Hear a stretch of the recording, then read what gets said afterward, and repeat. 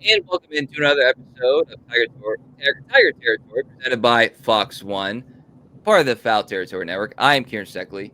With me, as always, a man who is the Babe Ruth of calling his shot. He is Cody Stavenhagen. How you doing? What was that? What was that game? What? The Tigers for 4 innings were just dead. It was like, I kind of thought they were going to win this game, but this has the feeling of a funeral. And the crowd was just dead and angry. And then here we are now. The Tigers beat the Seattle Mariners 9-3. They're going to Game 5 back in Seattle. That, Kieran, was the most runs the Tigers have scored in a postseason game since the 1968 World Series. Is that wild, dude? That blows my mind. Game 6 of the – really, that just tells you the Tigers should have been scoring more runs in the playoffs for 50 years, but pretty incredible. No, it was remarkable. I as I always do, I have like my notepad here, and I had a lot of things scribbled. I actually had to tear out a page because I had all these things that I was going to go into, had that game gone, how it looked, you know what I mean? And like, this was like, it's October, Halloween month. Like, this was kind of like a coming back from the dead game for the for the game, for the series, for the season, for this team. And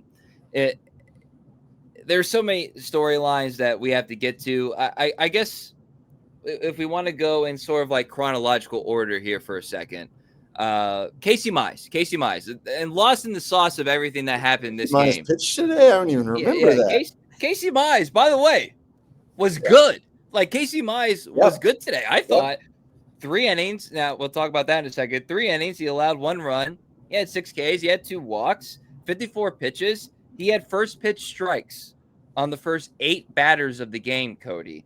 And look, he left the splitter up. Some damage was done. He allowed a run.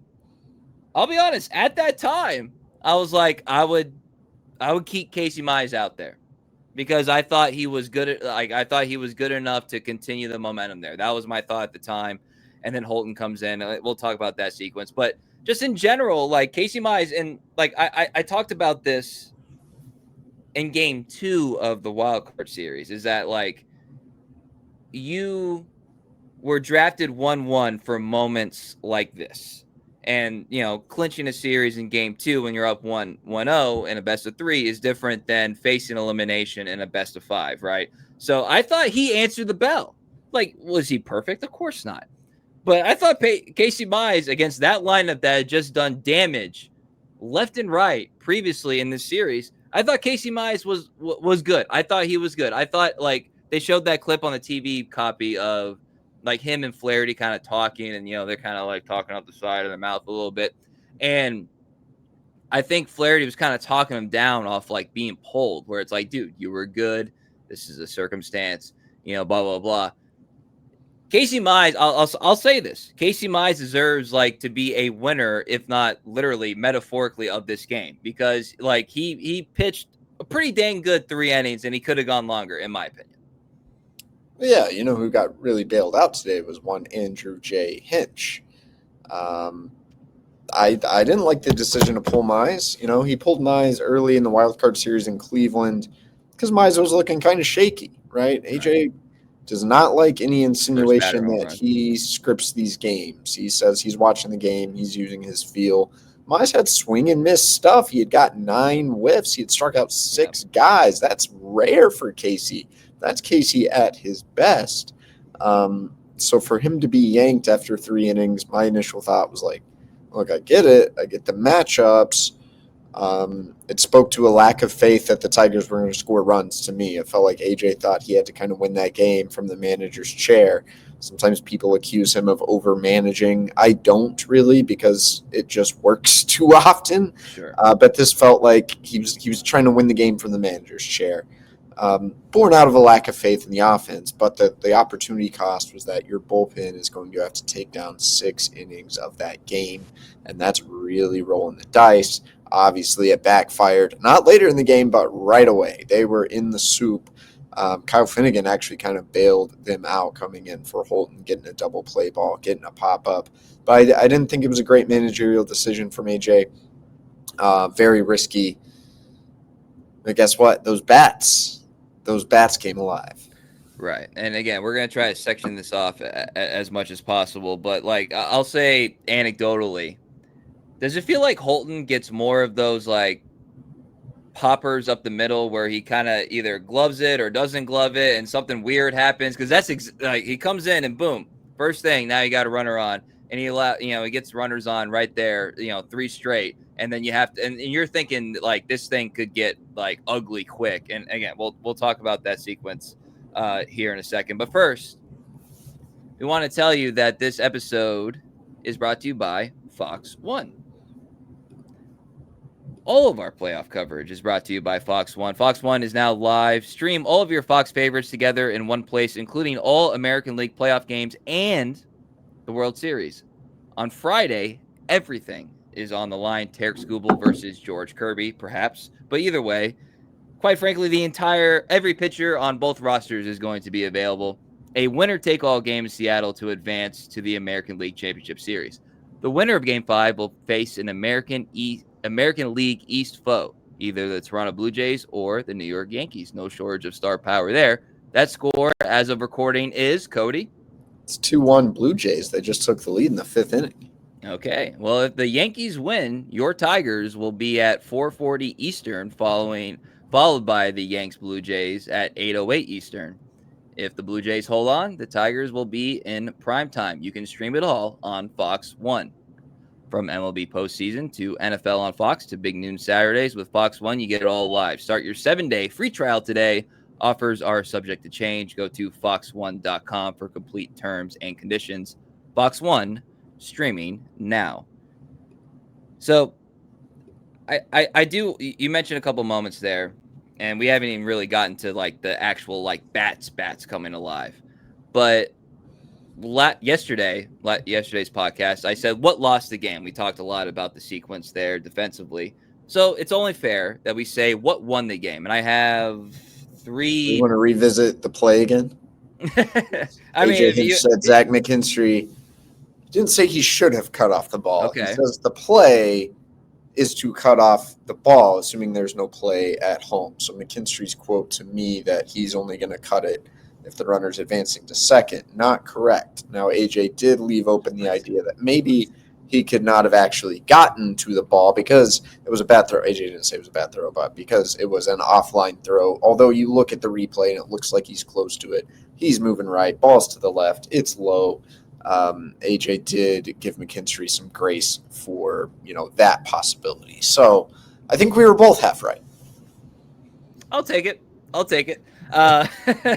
So what won the game? And I'll present you some options here, Cody. So Finnegan comes in with no outs in the 4th inning, bases loaded, and you're already down a run. He gets a double play ball, and then he gets a foul out. So you survive. You only give up a run there, and you get out of the inning. So that's candidate number 1. Number 2 is in the 5th. Jahmai Jones pinch hitting for Parker Meadows. So you already have a run scored at this point. But the reason I pointed this out is that scoring 1 and scoring 2 when you're down 3 is a lot different. So Jahmai comes in, first pitch, fastball, boom, double. Now you're down 1. That just feels a lot different. The crowd is juiced. It's a lot different than just scoring 1 run. So I want to give Jones credit there.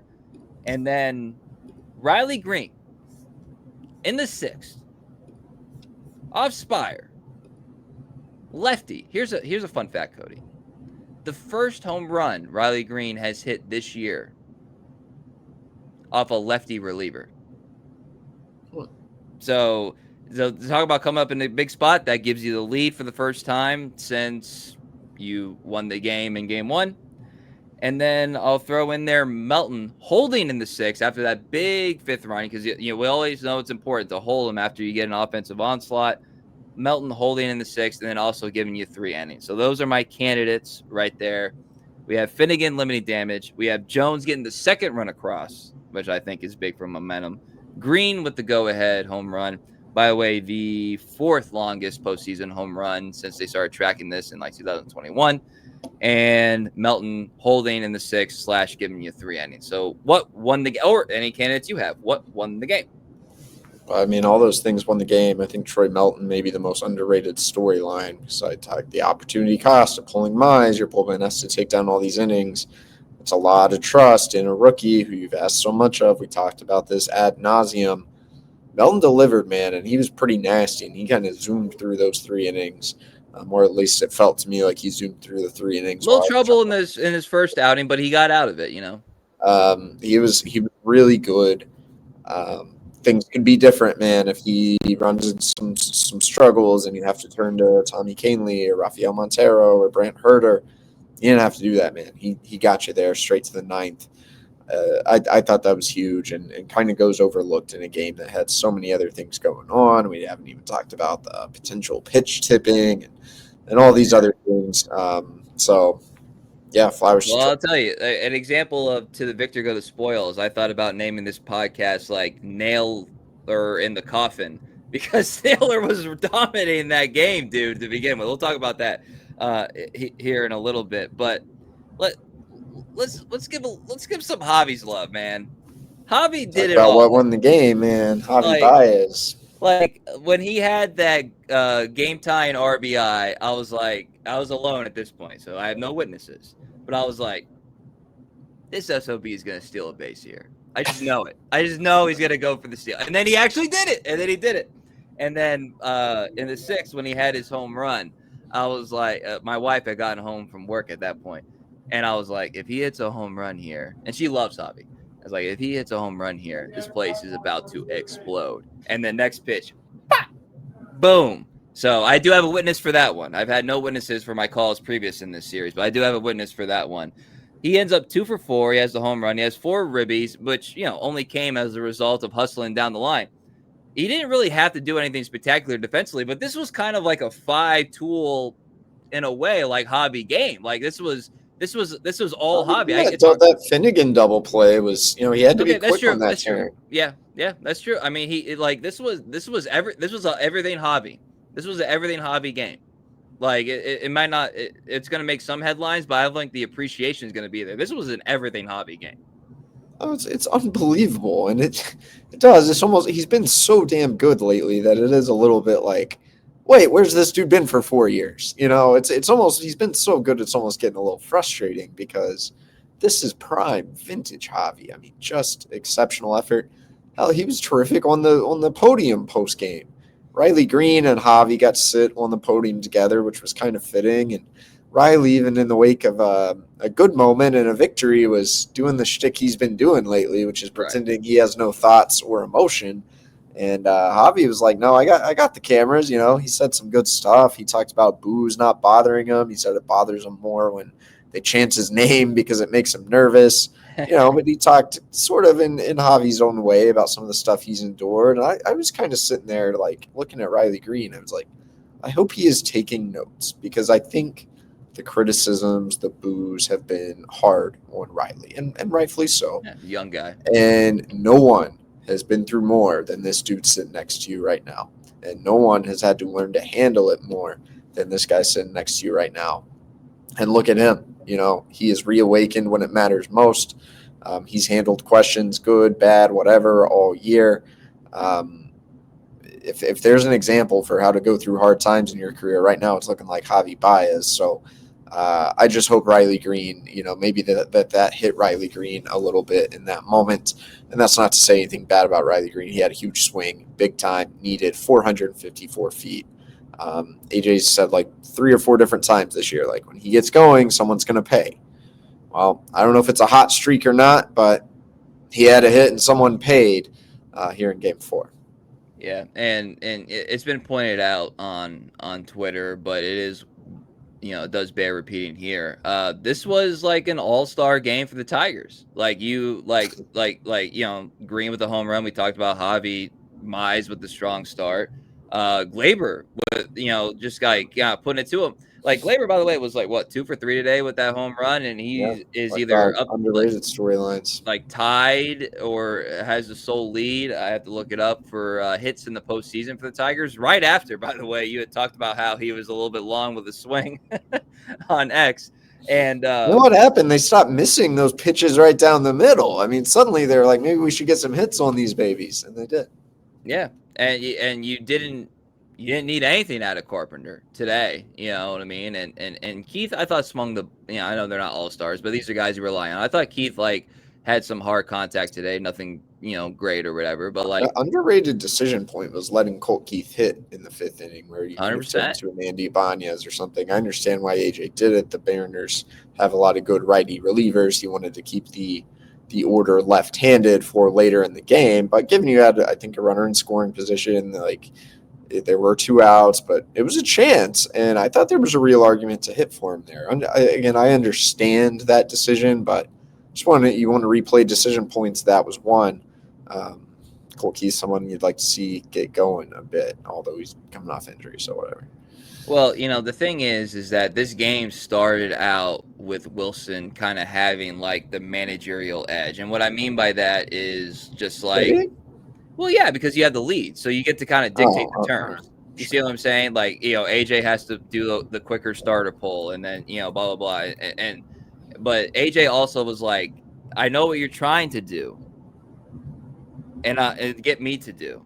And I'm not going to do it because, it was kind of like a faith in the guys thing. Again, the Riley Greene home run there it is a great example. And I also but you talk about overexposing relievers. We didn't see Andres Munoz today, but they've used the heck out of Gabe Spire, and the Tigers finally got to him. And they've used the heck out of Brash, and the Tigers got to him a little bit. Like, they've seen these guys in the Seattle pen, and the same thing can apply for the Tigers, Finnegan, whatever. But I think there's been some overexposure, and that played at least some role in the Tigers striking a little bit today. Exactly. And that brings They didn't do much off Bryce Miller. He's not very good. Right. That brings us to our chart topper of the week presented by DraftKings. So I wanted to talk a little bit about Zach McKinstry, who has coming into today has been like a dude that you will remember for game-winning hits, but really not much else. You know what I mean? Almost literally not much else.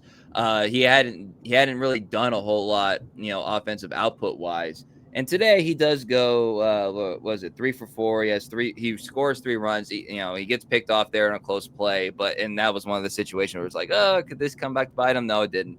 He has an RBI.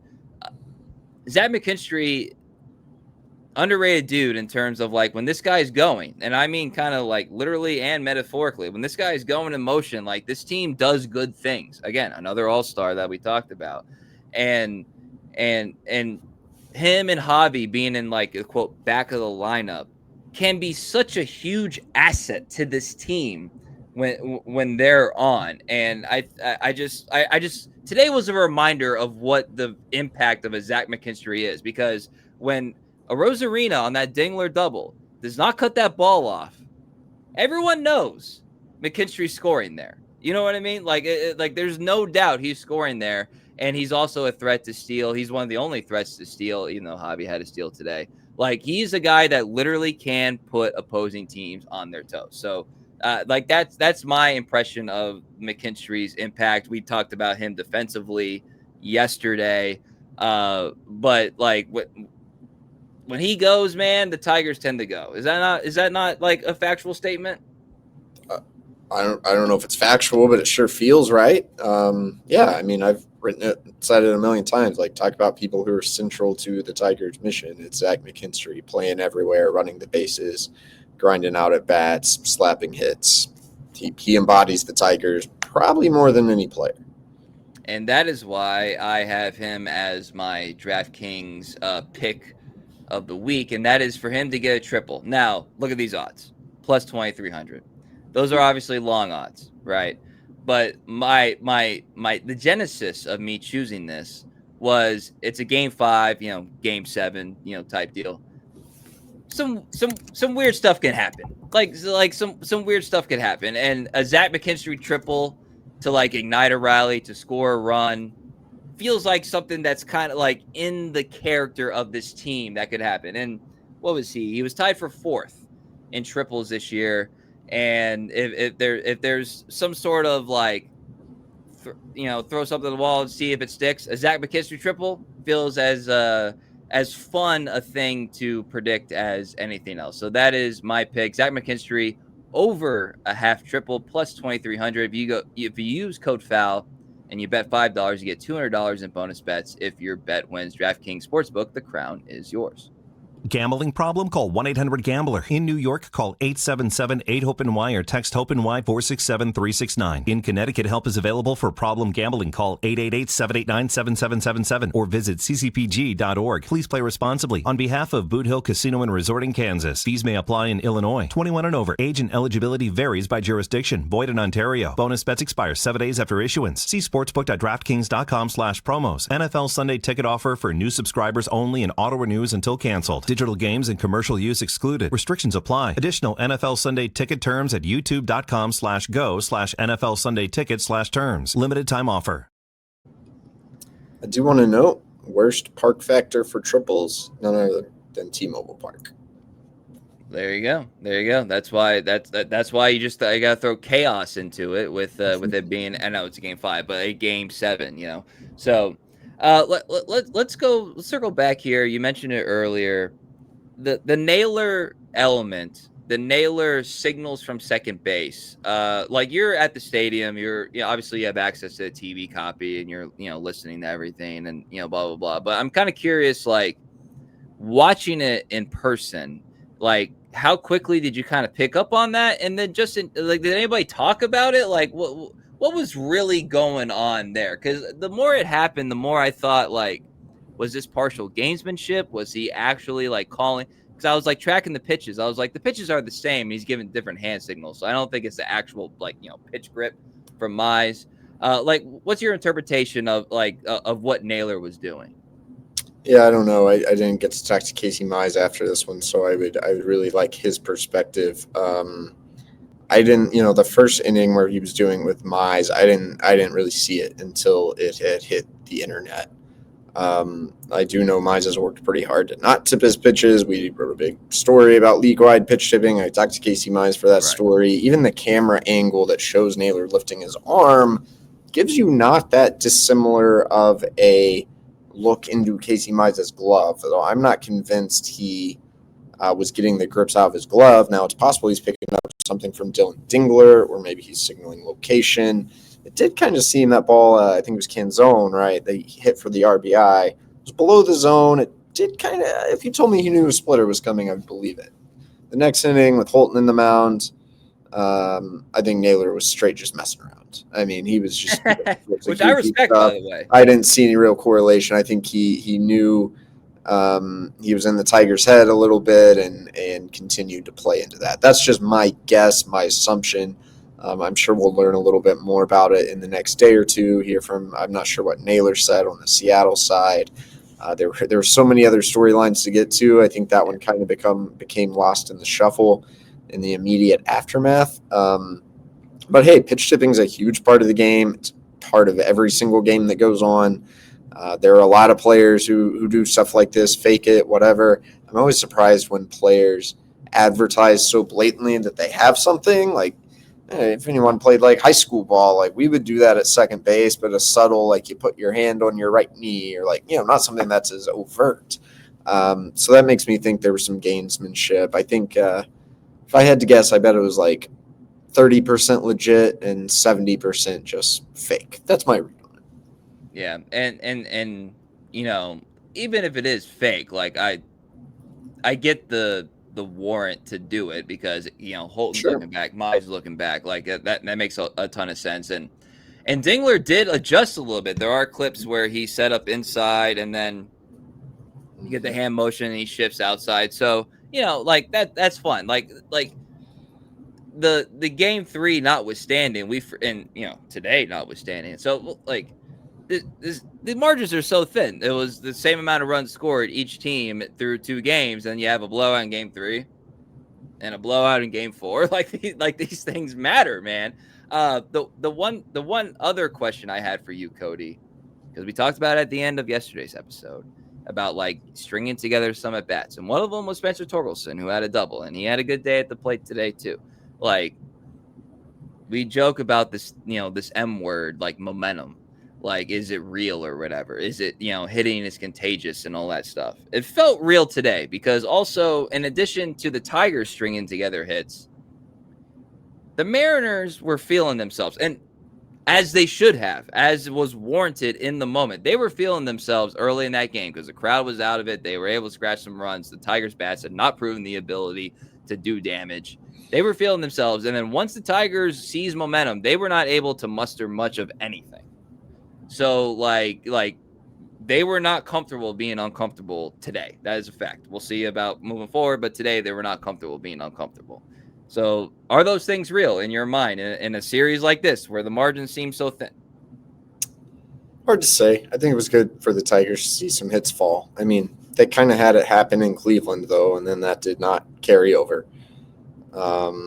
You're going to face a really good starting pitcher in Game 5, so is there carryover there? I'm not sure. But, yeah, I mean, I think some of these guys like Riley Greene just need a little dose of confidence. I think there's always some element of that there. You have Tarik Skubal on the mound. I'm expecting a hard-fought, close Game 5. I don't know. I think either Tigers win in a close one or Skubal just has his worst start of the season and everyone's like, we came all the way to Seattle for this. Tarik Skubal's pretty good, so I will. Well, here's the thing about Skubal, and I was going to bring this up, is that, like, they bring up the fact that, the Mariners have beaten Skubal, and that's fair, and that's factual. But, like, to lump in Game 1, or excuse me, Game 2, is a little bit of a misnomer, because, like, I'll remind everybody, he went 7, he gave up 2 runs, he had 2 bad pitches, he had 9 Ks. It's not like he got shelled. All right, like they should have confidence, especially Polanco should have. Who, by the way, I want.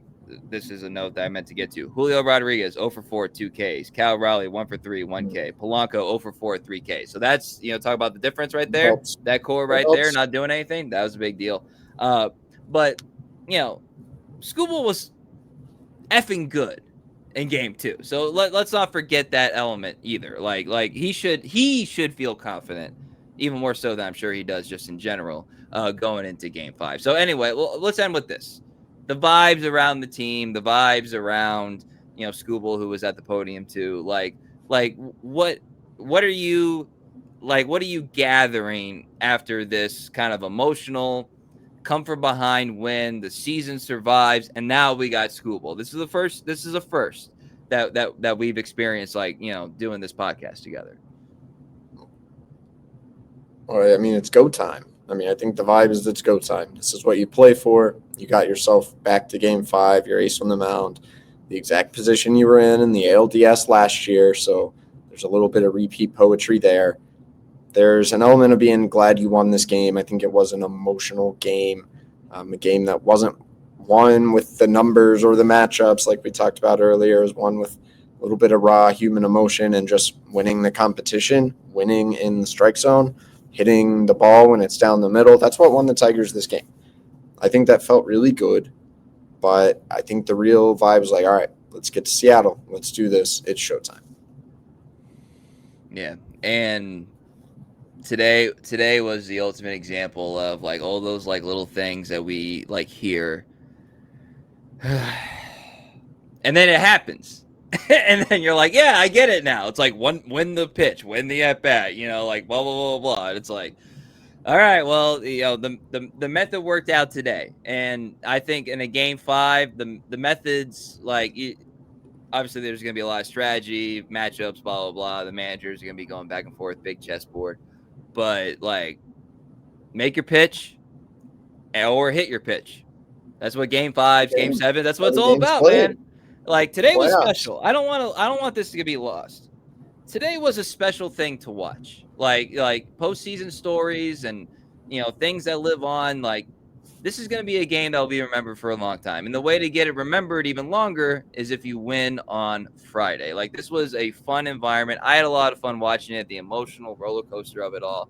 And I have fun doing this with you, Cody, after a game like this. So, like, I appreciate everybody that listens on Apple and Spotify, that goes to tigerterritoryshop.com and gets Tiger Territory merch and subscribes on YouTube. Even the Mariner fans that are getting in there. Like, I appreciate everybody, because the reason we get to do this is because of all of you. And we're going to do this again after Game 5, either midnight or, mid-evening or late at night, depending on what happens with the Yankees. As of now, they're down 2-1 in the 6th, so we'll see what happens. But it's a privilege to do this, and we appreciate everybody who follows along throughout. So I just want everybody to know it's not lost on either one of us. So you can follow us on X, formerly known as Twitter, at Cody Stavenhagen. I'm at Kieran_Steckley, pod page at Tiger Territory _ We are presented by Fox One. So for Cody Stavenhagen, I'm Kieran Steckley. Everybody have a very fun and great day.